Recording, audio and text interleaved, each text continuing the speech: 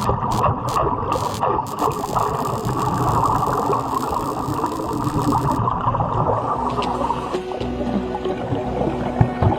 you ever thought how underwater repairs and maintenance is done? Well, it's almost the same as on ground.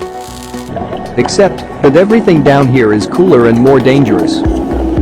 Welcome to the world of underwater welding. Also known as hyperbaric welding. This is one of the most well-paid occupations for commercial divers. Underwater welding was invented by a Soviet engineer, Konstantin Krenov, in 1932. It made its way to the US in the 1940s through an underwater welding program in the US Navy. Underwater welding work can go down up to 1,300 feet of saline water. The applications of hyperbaric welding are diverse.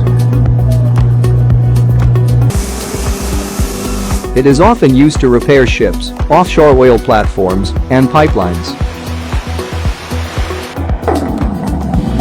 Steel is the most common material welded.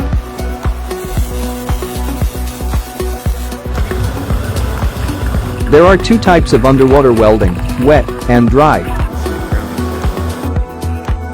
Dry welding means the welding is carried out in a sealed chamber, whose water is pumped out. Wet welding, on the other hand, is performed totally immersed underwater. Underwater welding involves a lot of risk as well. It exposes a welder to hypothermia, drowning, electric shock, and decompression sickness due to increased pressure of breathing gas.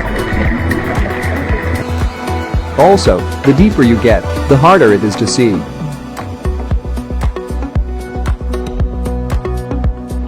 At times, underwater welders may even get tangled in the lines of their own equipment.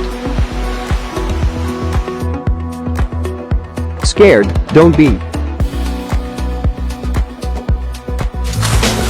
Research is going on to make underwater welding safer and more efficient.